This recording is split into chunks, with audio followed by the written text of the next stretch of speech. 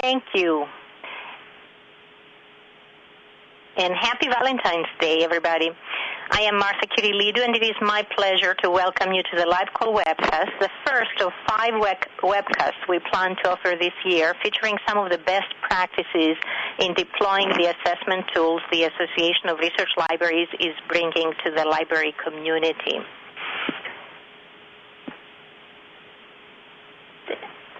A couple of logistical things. Everyone will be muted to cut down on background noise. We do welcome your questions in the Q&A tab. Please type them there. If we do not get to all of your questions, please note that we plan to answer all of them, and we will post the answers on the LibQUAL website after the webcast. So questions and answers that we do not address, as well as the ones we address during the webcast, will be distributed to all of you. I would like to take a minute to briefly mention all the people that are ready to talk with you today. And they are Sandra Phoenix, Executive Director of the HBCU, Historically Black Colleges and Universities Library Alliance, Carla Stoffle, Dean at the University Libraries and the Center for Creative Photography at the University of Arizona. And we also have Chestalene Pintozzi, Director of Project Management and Assessment from the University of Arizona, on the line too. And we have David Green with us too, Library Relations Coordinator here at the Association of Research Libraries. Now, the way we have structured today's webcast, it offers a little bit for everyone. That is, from the newcomer to those of you who are more experienced. We will start with a brief description of LibQUAL and present to you the global and local communities we have supported through this service. And Sandra Phoenix from the HBCU Alliance will give us the perspective of that group. Then Carla Stoffle will present the leadership perspective from the University of Arizona. And David Green will talk to you about some of the survey management and logistical issues in setting your survey. Then I'll come back with some insights on how to interpret the data and how to act on the data to benefit your organization. If we do have time, we will do some live Q&A, but it's a tight program. So remember, all your questions will be answered after the webcast for sure. Now, if you do take a few seconds to give us an answer to the poll presented here for you, David prepared this poll. David, would you like to tell us a couple of words about what we ask people here? Sure. First of all, hello to everyone. It's nice to talk to you all in a different mode of communication here. Our first poll is going to help us all get a sense of who has joined us today. I'm a big sports fan, so I've added a little personality to the answer options. So please go ahead and respond when you're ready, and we'll close this up fairly soon here so we can move along. But as you can see here, veteran is for all of those of you who have participated in LibQUAL in the past. Rookies are people who are just planning on implementing this year in 2012, and a draft pick would be someone considering participation in the near future. So we hope we pick you up in the draft sometime here soon. So we've got some answers rolling in quickly here.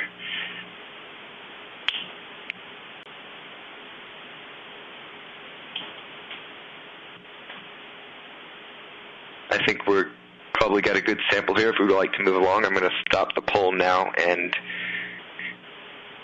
show the results to you soon. So the results should be showing soon here. And Martha, if you'd like to continue. Go ahead with our next slide here. So for those who are new, what is LibQUAL? It is a standardized library user survey about library user perceptions and expectations. And the core of the survey is 22 questions developed with extensive research done at the dawn of the 21st century by Fred Heath and Colleen Cook. These 22 standardized questions capture 3 key concepts: effective service that incorporates empathy, responsiveness, assurance, and reliability; library as place that incorporates utilitarian space aspects. The library is a symbol and as a refuge, a home away from home. And the third dimension, information control, that incorporates elements of both content and access, in particular scope of content, convenience and ease of navigation in accessing content, timeliness in delivery, availability of equipment, and the ability to access content in a self-reliant and independent way. Now, LibQUAL is not only the questions we ask, but it is about how we ask these questions.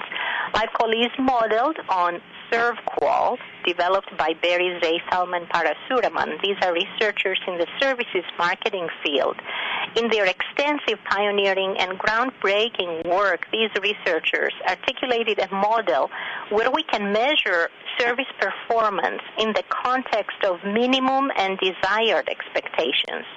So for every one of the 22 core questions in LibQUAL, we have 3 scales. One is asking users to rate an item in terms of their minimum service level expectations. The second scale asks users to rate the item in terms of their desired service level expectation.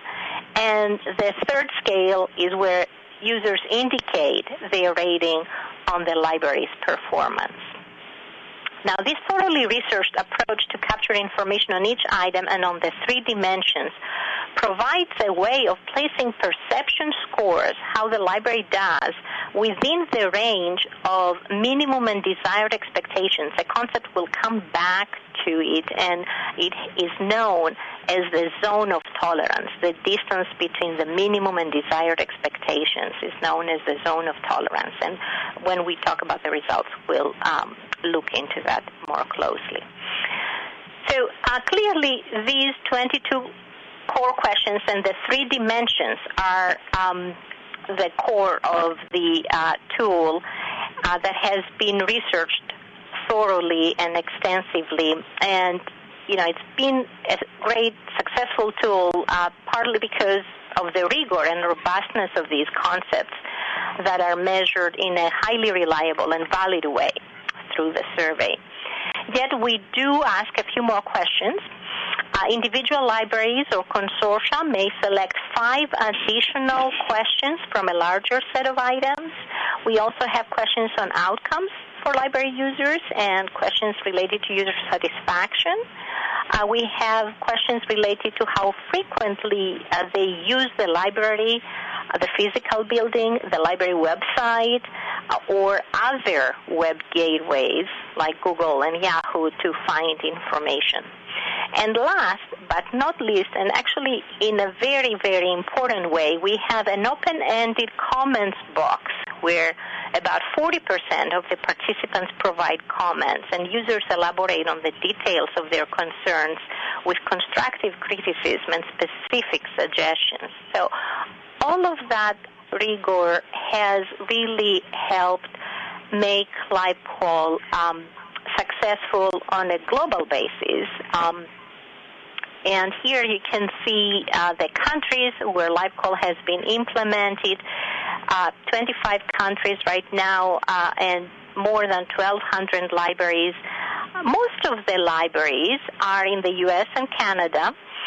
And within the U.S. and Canada, we have different communities of libraries. One of those communities is the HBCU group of libraries. And on this slide, you see the number of HBCU libraries that have implemented LibQUAL, 23 as of today. Sandra will actually tell us a little bit more about the importance of library assessment for this community. Thank you, Sandra. Yes, the floor is yours. Thank you so much, Martha, and thanks to ARL for extending me this invitation to speak just briefly on the HBCU Library Alliance and our involvement with strategic assessment and with LibQUAL. Let me tell you just a bit about the organization. The Alliance is a consortium that supports the collaboration of information professionals dedicated to providing an array of resources designed to strengthen HBCUs. Created in 2002 by deans and directors of HBCU libraries, The Alliance is governed by a board of directors elected by and from the membership. Membership is comprised of HBCU institutions so designated by the White House Initiative on HBCUs. Let me just share with you briefly programs of the Alliance. The first is a slide from our Leadership Institute session. The HBCU Library Alliance provides information and opportunities for current and emerging leaders to learn and grow through educational programs, exchange programs, mentoring, and ongoing dialogue. Opportunities include leadership development programming that provides theory, practical applications, and personal development for HBCU library leaders. An added enhancement to the educational programming is the use of experts from the HBCU community as instructors. This successful model for leadership development can be extended to other groups of libraries. The Photographic Preservation Project. The Alliance provides educational opportunities to improve the preservation of significant collections held within our HBCUs. Opportunities include practical training in photograph preservation and environmental monitoring, stabilizing at-risk collections at HBCUs, and building local preservation capacity within our institutions. These activities raise the awareness and usefulness of HBCU collections. On to the digital initiative. The Alliance provides training and support to produce digital collections and to develop an internet-based searchable database of HBCU library materials with descriptive information. The HBCU Cornell digital collection includes more than 16,000 images of founding documents of member libraries. The collection highlights the contributions of HBCUs and fosters research and teaching opportunities. Preserving the story of the HBCU Library Alliance. The goals of this project are twofold: to document the history and contributions of the Alliance to the field of education, and to document and disseminate the success stories of 9 HBCU libraries. The first 2 success stories are featured in the current January-February edition of American Libraries.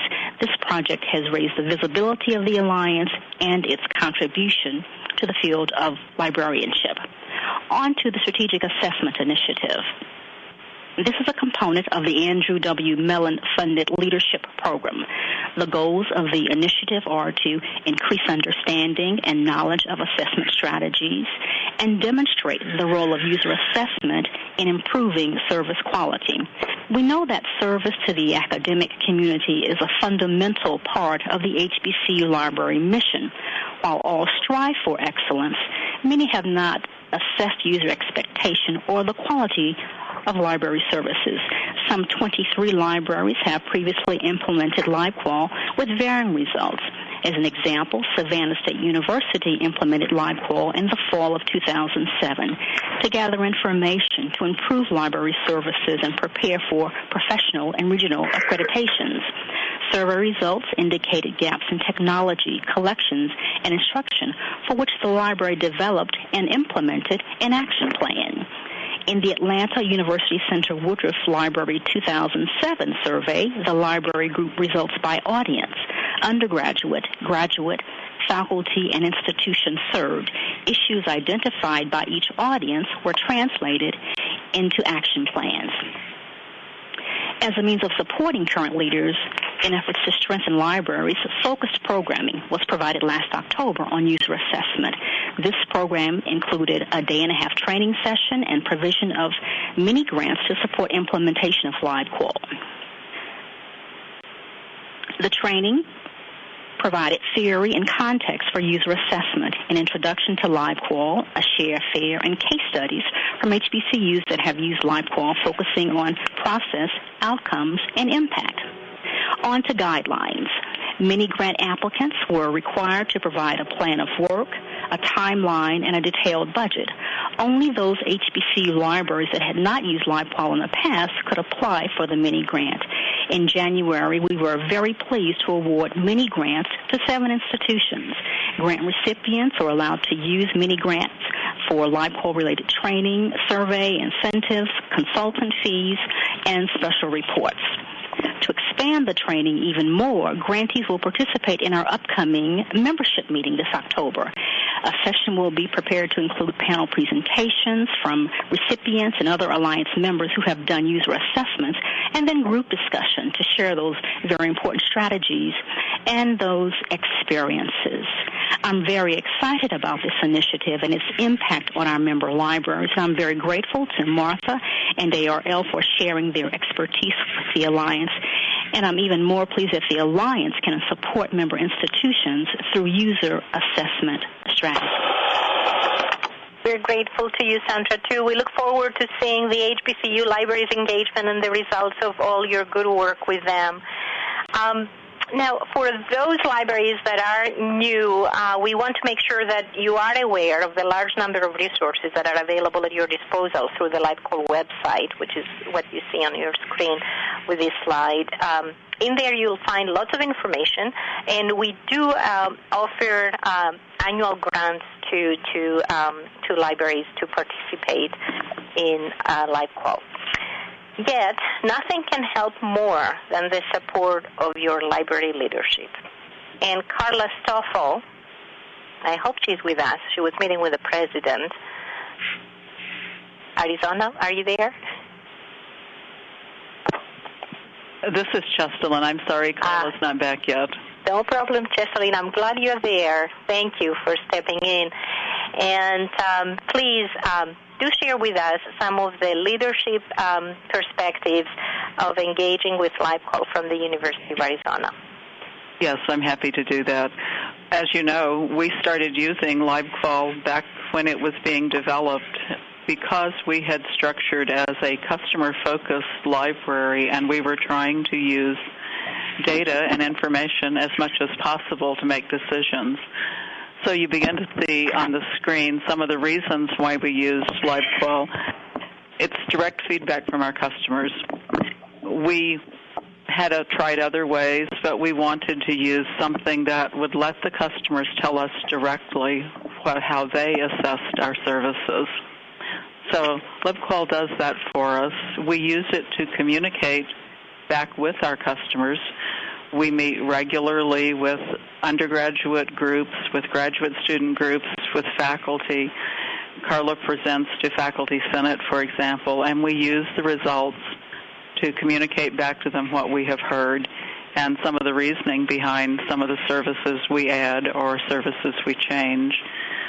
We've actually used the measurements to develop some quality standards for our performance. Each year we have to prepare, as most libraries do, an annual report to the university administration. And we use some of these performance measures and quality standards based on the responses to LibQUAL to measure our progress. We have, I believe, 5 quality measures in our strategic plan at this time. Primarily, we measure how far we are from meeting the desired level of service. And we've made progress in 2 of those areas, quite significant progress in affective service and information control. We particularly like this instrument because it's been tested and validated.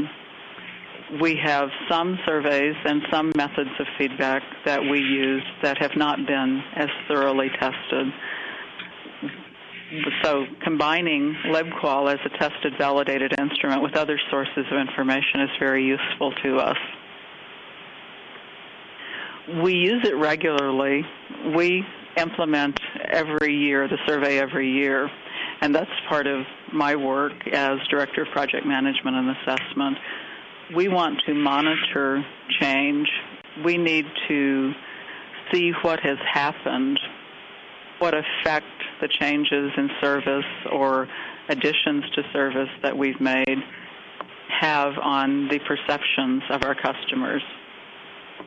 We want to measure what they say both on the survey and what we hear in the comments. The information that we get is used to inform the library's annual plan, our strategic planning process, plus the plans of the teams across the library. So we look at the different responses to individual questions as well as overall. We assess the comments. We recognize that the comments give us very valuable information to better understand the responses to the questions and to the overall dimensions. So we engage in quite a bit of analysis, both of the responses and of the comments. Using the results, as I mentioned, we share them with student groups, and we make changes based on what we have heard, which when I get to the end, I'll talk briefly about some of the changes. But we use the information to communicate with students. Students at the University of Arizona approved a library fee, so we're receiving some funding directly from students. We use various feedback to communicate to the students why we are doing different things.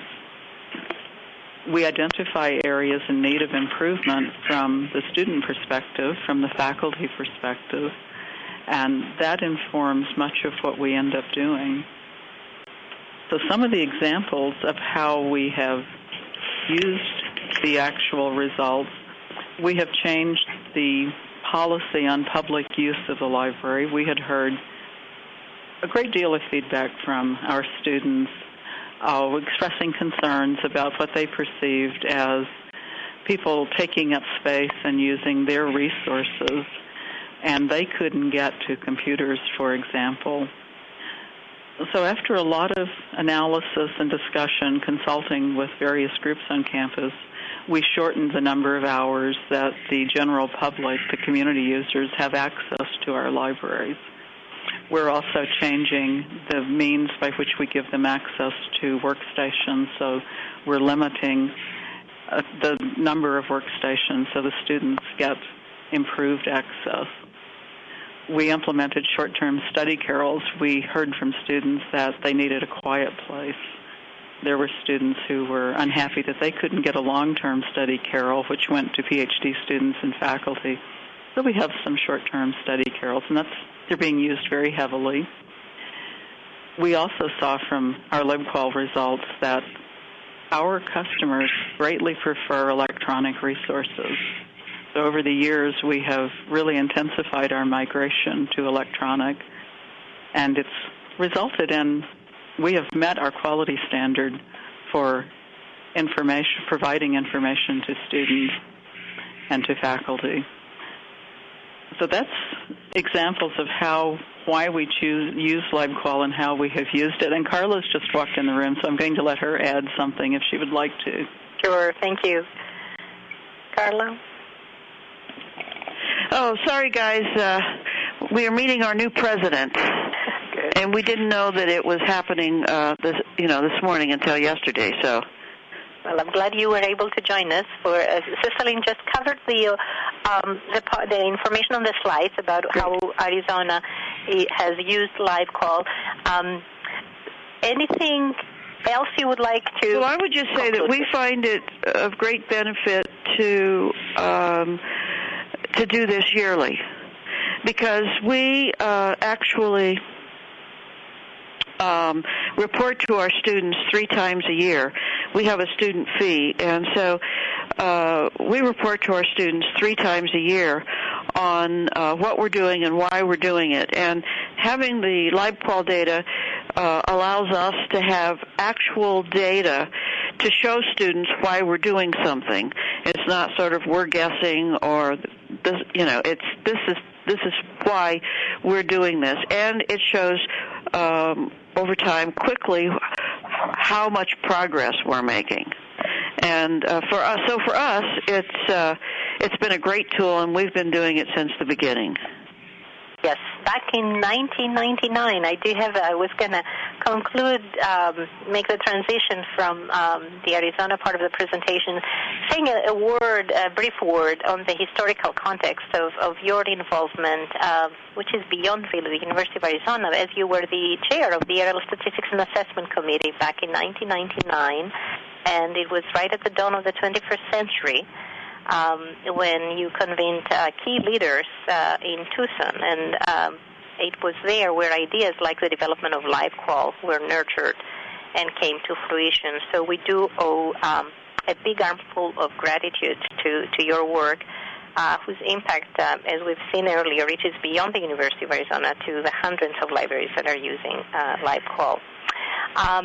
So to make a transition to the next one, just as we've seen, some of the reasons to do LibQUAL goes beyond LibQUAL. It is important for the library to be connected with the users, and as the more specific you are about goals and desired outcomes, when you do the survey, the more you'll get out of it. Be very mindful of potential targets of interest. And we'll see some examples from other libraries where customer input is linked to strategic planning, where this kind of assessment may be used for institutional accreditation, and where there may be a deeper intention to become more user-centered, like, University of Arizona with the student fee. Clearly, they have a mandate to be very student-centered. Also focus on specific institutional or library strategic initiatives. Are there space or facilities issues, collection changes, web redesign issues, customer service? So having a sense of where you want your goals to focus will help you target and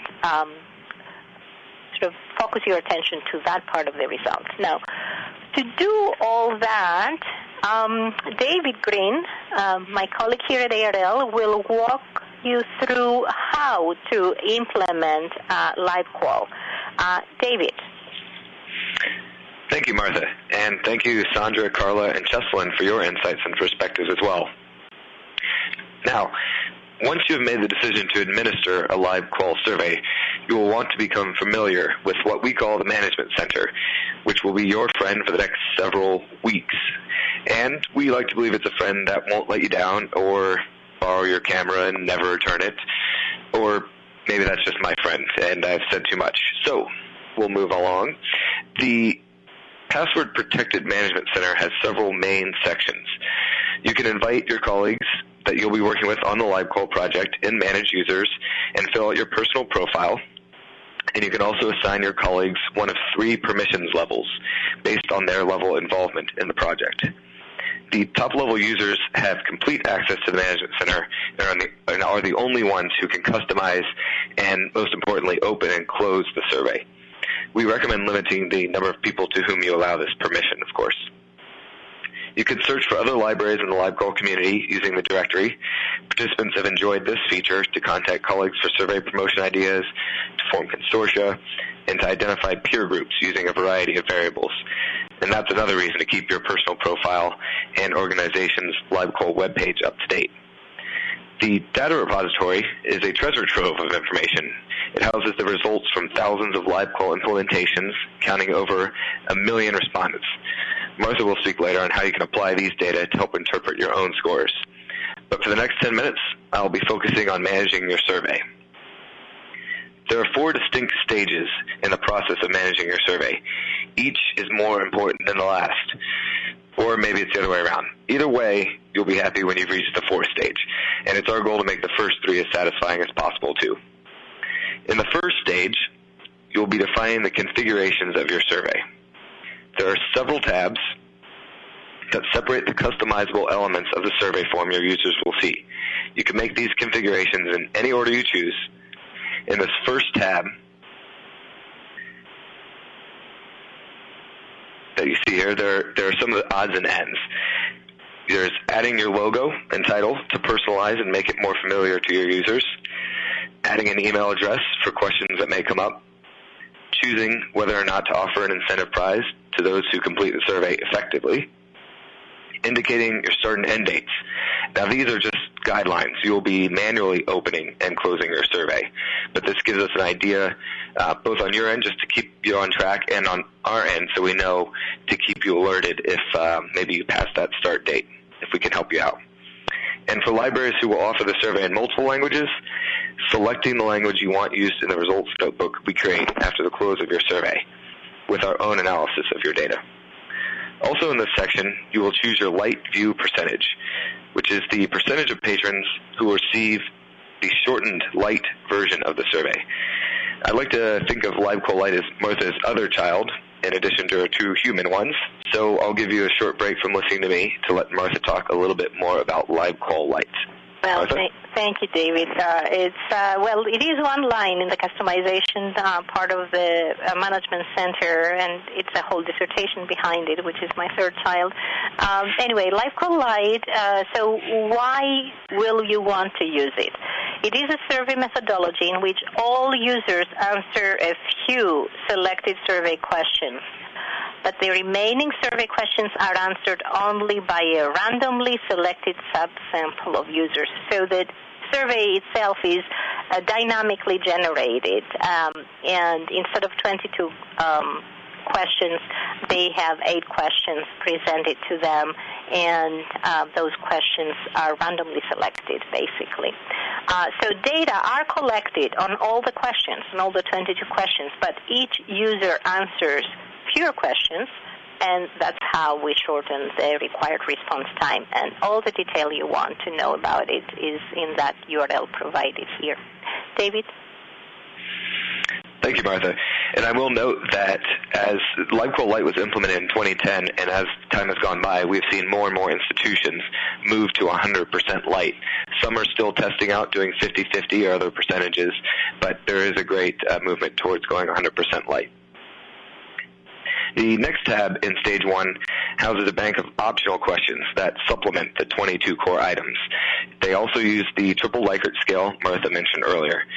If you decide to use the optional question items, you must select 5 of them. The long version will show all 5, and the light version will randomly select 1 of your 5 for each respondent.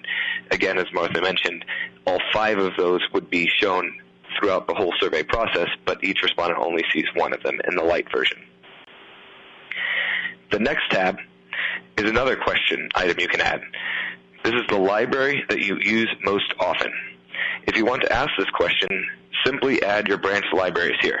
This item would be displayed in the demographics section of the survey near the end of the form, and it can help you further differentiate your data. More and more institutions I'm finding and hearing from are using the branch library question item as a way to allow respondents in distant education programs and things like that to identify themselves. Next, we have the disciplines. Yes, the disciplines. Those of you who have administered a survey before can attest to the close attention that this section demands. But you can also attest to how crucial it is to the success of your results and the greater LibQUAL community for benchmarking purposes. The 16 standard disciplines that LibQUAL uses for North American college and universities are adapted from those used by the National Center for Education Statistics for U.S. institutions of higher education, based on the classification of instructional programs. The standard disciplines do vary by geographic region and institution type, but the 16 standard ones came from the NCES originally. Your users, though, however, will only see the custom disciplines that you create in Stage 1. Naturally, you'll want to list each option as an easily identifiable discipline for your respondents. But in Stage 1, you will also be mapping those custom options back to the standard discipline categories in the system. For example, your institution may have a discipline named Exercise and Sport Sciences, and you could opt to group that is, map it under the LibQUAL standard Health Sciences. Your users see Exercise and Sport Sciences, but the LibQUAL standard is something that you assign. Now here you can see the table of disciplines. The left column is editable and consists of your custom disciplines. The right column has the standard LibQUAL disciplines.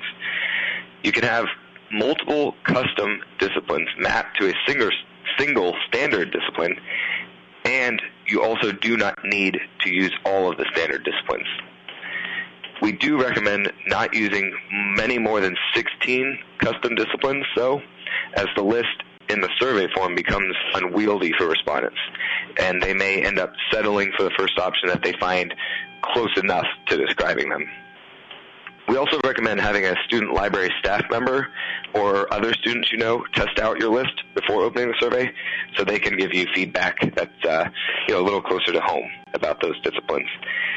Finally, we will report the survey results back to you using both the standard options and your custom disciplines. Now, while you're configuring your survey, you can always preview how it will look based on your most recent save.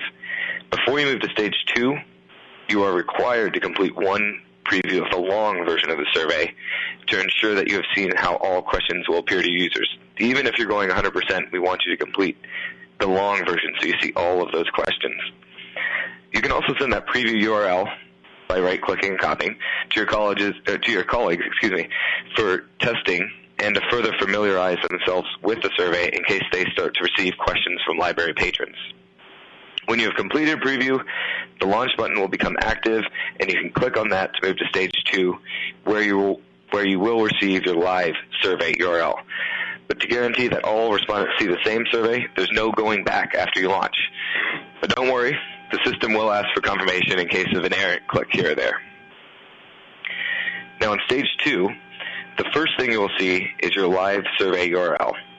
There are also preview URLs so that you can see the survey without adding to your data set, print versions of the survey, and many monitors that track the progress of your survey, including a live update of comments.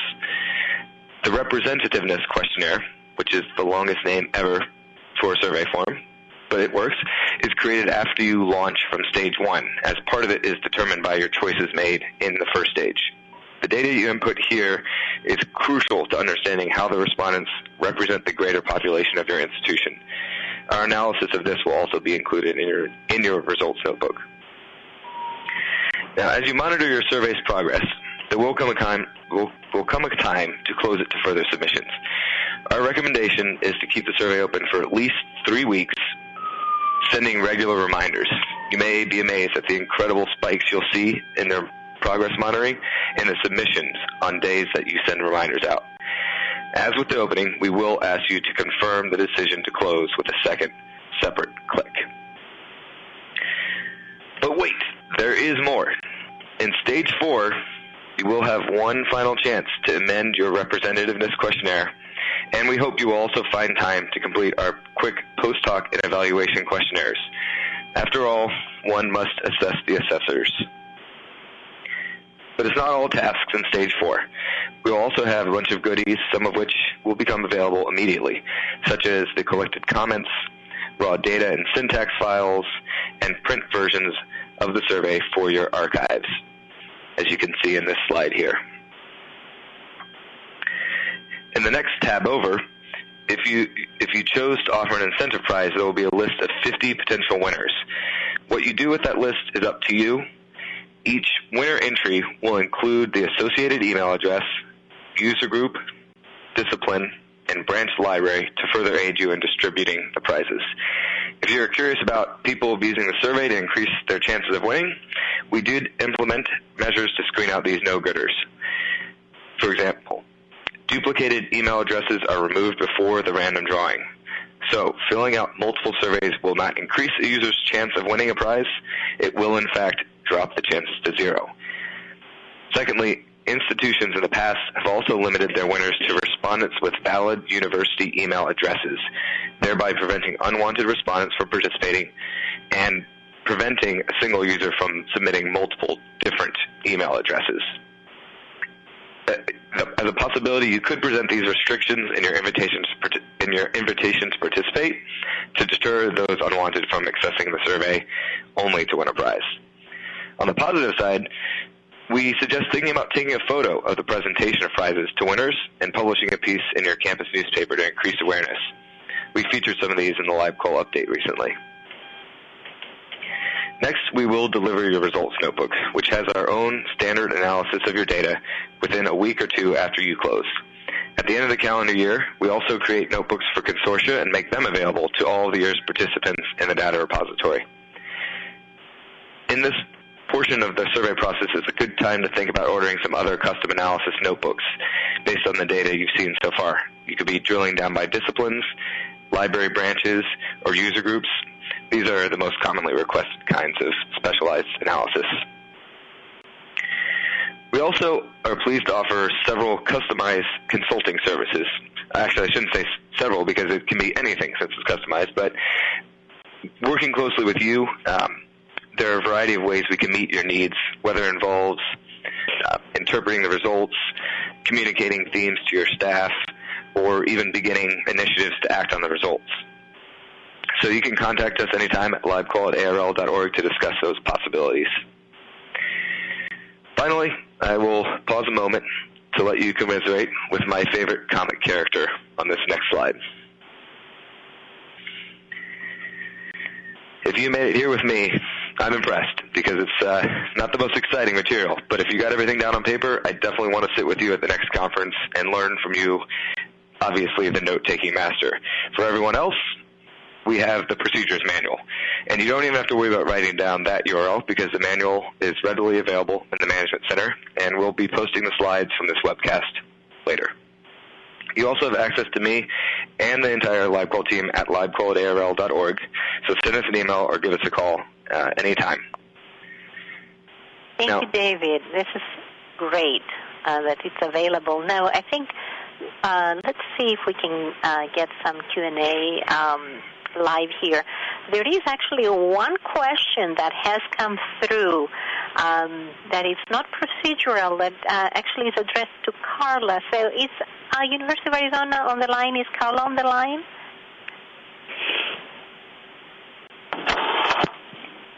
Carla had to leave the room again. This is Chestalene. Okay. It asks that you explain exactly how you report to students 3 times a year. So can you tell us a little bit more about, you got the results, as David explained, you've gone through this, you go through this process of customizing the survey every year, and you get some results from us, and then, of course, you do your own local analysis, and then you take it to your students. So how does the reporting to the students work? It's a part of the reports to the students. As Carla said, she meets with them 3 times a year, along with some other representatives of the library. There's an undergraduate students association and a graduate students council. So she will report some of the typical comments, illustrating some of the problem areas where we are perhaps not meeting the minimum. There aren't very many of those, but occasionally there is one, and where we are far from meeting the desired state. So we can identify what's important to students from the dimensions and the questions. Then we can take some of the comments that represent the feedback we got and talk to the students about what we're seeing from their colleagues. And they can give their input, and we have other sources. We have a library feedback form. We then talk about what has changed, what has been improved, what we have done in response to the feedback that we got. So it's part of a general overall meeting about what the library is doing, sometimes how we're using the student fee money.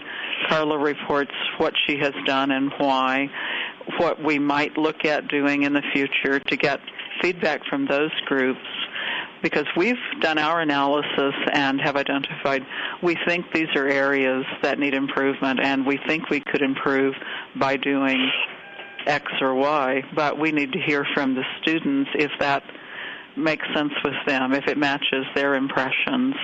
So it's both using the data and the comments. Mm-hmm. And how long do these meetings last? They're generally about an hour, hour and a half. Mm-hmm. And how many students attend them? I'm not sure what the standard meeting is. I know that it's the boards of the 2 groups, and they have some advisory boards. So my guess is, knowing the composition of the student groups, probably 5 to 10 students at most. And actually, there is one more question that Chestalene, you might be able to give an insight. It's not related directly to LibQUAL, but someone is asking if beyond measuring service quality, there are any assessment strategies that measure student learning outcomes. How far are you down the road? Well, actually, it's interesting because that's the project over the past couple of years to develop a credit course, and we've actually implemented a credit course for freshmen that is aimed at students taking freshman English. And there has been research done on the learning outcomes with a pre-test, a post-test. This is online. and analyzing the data and analyzing the actual performance of the students in the course because it's online. There's data captured throughout on what they're able to do. And this is something that has been written up by the librarian Yvonne Mary, who's part of the instructional services team. And I will say it's quite impressive. It's nothing that I've come up with, but the team has done a very good job designing the course and assessing the output. What were the results? Did it work? Mm-hmm. Thank you. You're welcome. And back to David. Clearly from what Chestalene indicated in the answers to these two questions is that the relationship with the students is very important. So, David, can you give us an insight of what are some of the marketing strategies of getting the people to respond to the survey that you've seen have been more effective? Sure. Well, number one is the incentive prize. This is one that definitely rings true all the time. However, not every institution, of course, is allowed to award incentive prizes. So some institutions have been creative in their workarounds there. Of course, Meg Scharf from Central Florida comes to mind immediately. But beyond that, the invitations to participate and the email reminders are absolutely crucial in stressing I wouldn't say stressing, but emphasizing that this survey is important and that the library intends to act on the results and maybe even give ideas of how they would act on the results. And then continuing the cycle of awareness throughout the process after the survey is opened and then closed, and then changes that have been made. But we have a wealth of information on ideas for attracting more responses that are available on the website, and we also do an annual share fair that this year will be in conjunction with the Library Assessment Conference that we'll talk about a little bit at the end. Yeah. Thank you, David. So in the last segment of this webcast, we're going to focus a little bit more on analyzing and using the survey results. And we do have another good friend for you waiting on the LibQUAL website, the LibQUAL tutorial. It's an interactive tutorial. It's a flash tutorial that walks you through the survey itself and how to interpret radar charts and bar charts. In general, though, if there is only one thing you retain out of this webcast, I hope it's this slide here. When you get through your results, remember that there are 3 interpretation frameworks. And it'll be great if you remember all 3. The first interpretation framework that's unique to the way LibQUAL works because it's built upon Circle and because it has the 3 scales of minimum, desired, and perceived, is the zone of tolerance interpretation framework. Interpreting perceived scores within the band defined by minimum expectations and desired expectations. And this next slide, tries to, and that's how we actually summarize some of the LibQUAL results, depicts, for example, the zone of tolerance in that gray bar, which is defined by the minimum expectations, which is the bottom of the gray bar, and the desired expectations, which is the top of the gray bar. And typically the perceived score tends to be within the zone of tolerance, is where the orange bar starts within the gray bar. Now, the perceived score may actually exceed the desired score, or it may be below the minimum score too. So for the most part, though, we've seen perceived score be within the zone of tolerance. And we present this interpretation framework for all 22 core items and the 3 dimensions of effective service, information control, and library as place. Now, the second interpretation framework is the ability to benchmark longitudinally. Nobody is more like than me. Even twins have some differences. So the ability to know how I'm changing over time is a key element of interpreting your data. Interpretation framework number 2. Now, interpretation framework number 3 is the ability to compare with peer institutions. There's a wealth of information from more than 1,200 libraries at this point. And the next example actually shows how Library X is comparing its results against their peers. It's a simple bar chart.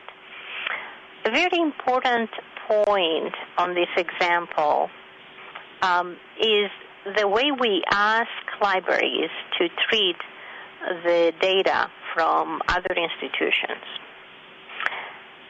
We ask libraries that when you use data from other institutions to anonymize the other institutions so that we protect the integrity and the identity of the libraries. This agreement has survived all these years that we run LibQUAL, and libraries have been able to look at other libraries' data and notebooks and not disclose the information when they present peer group comparisons. Now, there are a few institutions that are more open with their LibQUAL results, and they do make their institutional results available, their PDF reports that we produce for them, or some summary of that PDF report. They do make them available sometimes on their open website. But in general, if you do use the data from the password-protected LibQUAL website, please anonymize the identity of the other libraries. Now, this next slide brings all 3 interpretation frameworks together. The zone of tolerance, you see all these bars there. There are many bars because there is data for a number of years, which is the longitudinal part of the interpretation, and the ability to compare against peers. This is a Texas A&M slide, and if you have a chance to look at this slide after the webcast, you'll notice that the green line there is the average of the ARL libraries against which Texas A&M compares itself. The dots, the red dots, are the perceived scores. So the interpretation on that is that library as a place of study in ARL libraries, the green line, is increasing. The perception of how libraries look like and feel like as a place of study is improving.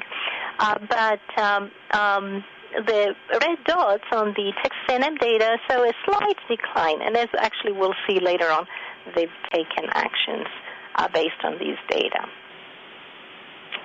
Now, the way to drill down into LibQUAL data is available to you through a facility called LibQUAL Analytics, and David will tell us a few more words about LibQUAL Analytics. David? Yes. Well, we recently remodeled analytics and are always continuing to work on new modules that some of which will debut in 2012. The modules that some of you are already familiar with, the Institution Explorer and Longitudinal Analysis, now act in unison to provide you with a one-stop dynamic shop to interactively analyze your results and benchmark with other institutions. You start by choosing an institution and the years of interest, and you'll be transported to the data display, where you can refine the data by selecting specific user groups and specific disciplines and refreshing the tables and charts below. You can even compare results from other institutions side by side. You can download this drill-down data you've manipulated so that you can work with it even further into your preferred software or enlarge the images for an improved view of the charts so you could place it in your own reports. The analytics is a really powerful tool, and thanks to your support and continued support, we hope it continues to grow. Martha? Yep. So we hope you will get lots of ideas from each other, and a great way to get ideas about what to do with your LibQUAL results is from other community members that have administered the survey. We do encourage participating libraries to share their own approaches in share fairs, as we mentioned before, and we actually do make some of them virtually available. Here you see a slide from a 2009 share fair. Sarah Passano and colleagues from Iowa State University Library presented this great poster, which reminds us to share results and to take action. They shared survey results within the library and also with campus administrators, academic departments, and students. And action items they identified included new signage and yearly library orientation for new faculty and academic departments. Again, a sample of some of the ways libraries are using the results. This library from New Zealand said, "You asked, we respond," reporting what users asked for in the survey and what the library is doing to respond. For example, students told them that they needed support finding books on the shelves, and the library staff now goes with the students to the stacks to find the books they cannot find on their own. At Kansas University, the library announced that we listened to you. The library told users you requested access to the electronic resources from your home or office, print and or electronic journal collections you require for your work, and a library's website that enables you to locate information on your own more quickly and easily, and we delivered more access to print and electronic materials, including 30,000 journals and a newly redesigned website. Now, you can be sure that the library survey has impact by asking stakeholders from your campus to work with you to look at the survey results and to brainstorm possible action items. This concept of bringing stakeholders together, we have Clemson University actually called it the Library Summit, and it's a very powerful concept. It has been implemented also at the University of Texas at Austin. We have organized summits. Many libraries have organized summits that have generated goodwill with administrators, faculty, and students, and this way they are able to generate more buy-in across campus and greater personal investment in solving problems that result in benefits for the users. These slides from Texas A&M, Texas A&M has a number of advisory councils that work with the library to review data from a number of assessment tools, showing that the library keeps listening. Texas A&M has worked hard to respond to reversing the slight downward trend in libraries' place data that we saw a few minutes ago. For example, the library now regularly repairs, upholsters, and replaces chairs in the libraries to improve the comfortable and inviting space. This is coming to us from Joe Smellick. Another way to use LibQUAL so that your assessment will have an impact is to integrate your assessment with planning. Many libraries are not just responding to LibQUAL when they get survey results, but also use the results to set performance targets, like this slide shows that you are setting a target for the perceived score. A couple more slides on how libraries integrate LibQUAL data with strategic targets. Here is one from the University of Connecticut, again with specific targets. And here is another one from an HBCU library, the Florida A&M library, that again has defined specific targets. Integrating assessment into planning enables the library to use LibQUAL in a way that has real impact on faculty and students. We've given you a lot of information here. There is a very important page on the website that lists the top 10 resources, and they are organized based on the things you need to know before you do the survey, the things you need to pay attention to, like the procedures manual David mentioned, while you are doing the survey, and the things you need to pay attention to after you finish the survey. So I hope you'll all get to see this website. We are all delighted here at ARL to be part of your growing circle of friends. This circle can be even larger when you start looking at the information. All the libraries that have implemented LibQUAL are having available for you. And we do bring the community together every 2 years in an in-person event, the Library Assessment Conference. In 2012, we are planning to have the Library Assessment Conference in Charlottesville, Virginia, on October 29, 31, right before Halloween. We hope to see many of you there. David, I think you have a poll for them, right? Yes, thanks. Just to satisfy our curiosity, we hope you can let us know your plans on attending the Library Assessment Conference. I think the poll should be popping up now for you, so you can respond when you're ready there. Just to let you know, the call for proposals has already been made, and you can see details at the conference website on that. The proposals for papers and posters are due March 30th, and we plan to open registration for attending the conference in the summer. They're voting? Is it? Yeah. Yep, the answers are coming in. Okay. And So you want to share the results? Yes, I am going to share them right now. Here they come. Okay. Great. Just a reminder that we have received a few more questions. We will answer all your questions and send an email to everybody, so everybody will get the answers to your questions, including your. Thank you for attending the LibQUAL webcast. Bye.